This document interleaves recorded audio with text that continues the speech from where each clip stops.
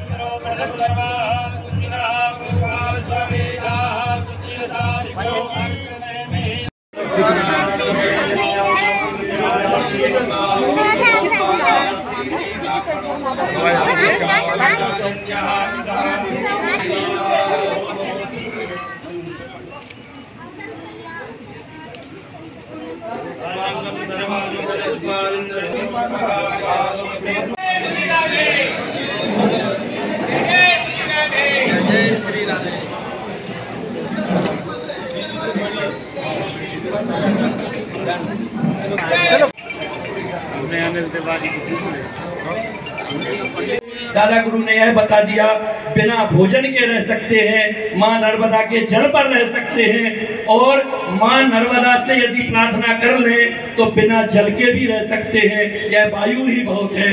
ऐसे दादा गुरु साक्षात अवधूत साक्षात देव हमारे सम्मुख बैठे हुए हैं, जिनके दर्शन से हम सब धन्य होने वाले हैं।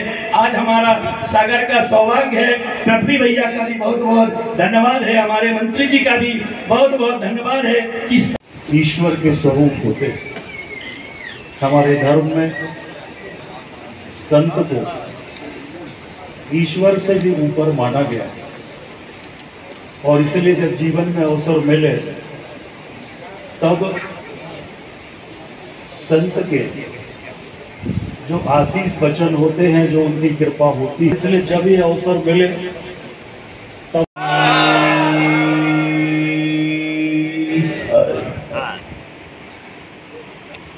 बुंदेलखंड की माटी और उस माटी में सागर, और जब भी हम सागर की माटी को छूते हैं तो वो मुझे लाखा बंजारा की झील नजर आती है, और कभी उस लाखा बंजारा का त्याग और समर्पण।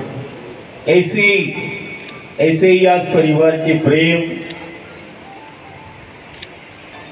आज फिर से हमें सागर और बुंदेलखंड की माटी जो धैर्य और शौर्य के प्रतीक है, जिस माटी में धैर्य है और जिस माटी में शौर्य है, वो बुंदेलखंड की माटी है।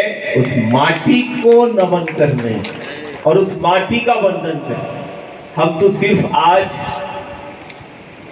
सिर्फ एक ही संदेश घर परिवार को देना चाहते हैं, और हमने वचन दिया कि हम के लिए आएंगे, उस बेतवा के लिए आएंगे, उन जीवन धाराओं के लिए आएंगे, उन पर्वत पालाओं के लिए आएंगे, और सबसे बेहतर और सबसे सुरक्षित उस जीवन के लिए आएंगे।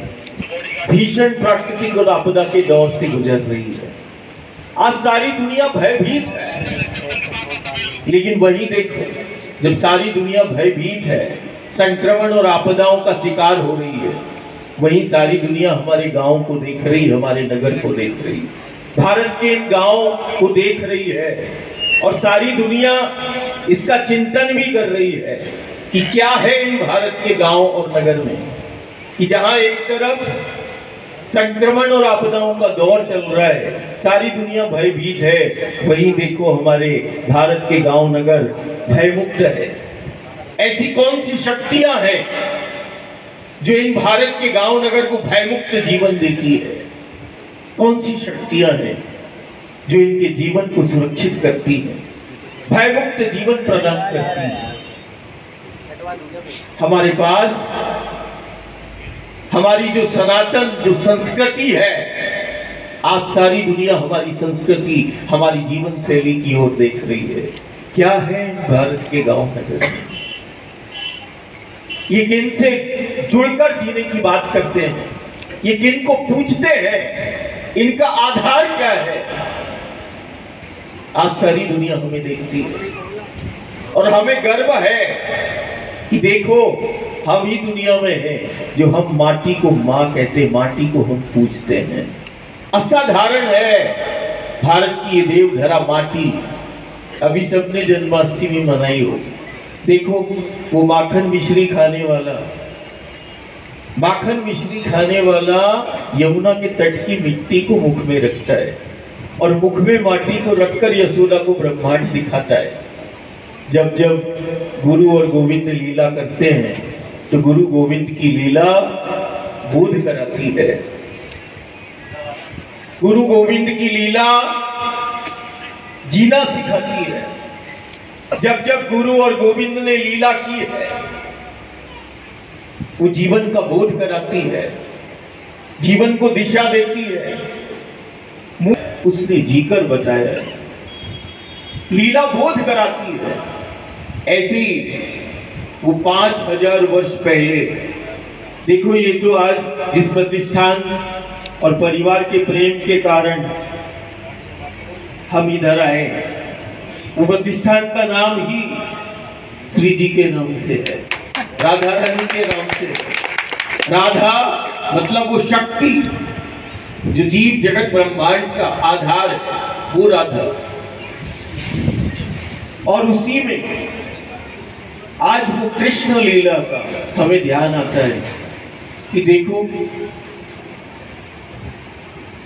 परमात्मा अवतार लेता है, गोविंद अवतार लेता है और अवतार की लीला देखो कि वो माखन मिश्री खाने वाला, माखन मिश्री खाने वाला यमुना के तट की मिट्टी को खाकर यशोदा को ब्रह्मांड दिखाता है। कहीं ना कहीं मेरा ठाकुर, मेरा गोविंद दुनिया को और मुझे क्या बताना चाहता है। यदि लीला हुई है तो लीला बोध कराने के लिए, लीला में छिपे उस संदेश को हमें समझना पड़ेगा कि माखन मिश्री खाते खाते यमुना के तट की मिट्टी को ठाकुर ने क्यों खाया और ठाकुर ने मुख में मिट्टी को रखकर यशोदा को ब्रह्मांड दिखाया है। क्या बताना चाहते हैं मेरा गोविंद, मेरा कृष्ण सारी दुनिया को और हमें उन्होंने बताया। मुख में माटी को रखकर माटी के एक कण में छिपे उस ब्रह्मांड को दिखाया। मुख में माटी को रखकर माटी का मान करता है, माटी की महिमा, माटी के महत्व को बताता है। माटी हमारा अस्तित्व है, ये सारे जगत को बताता है।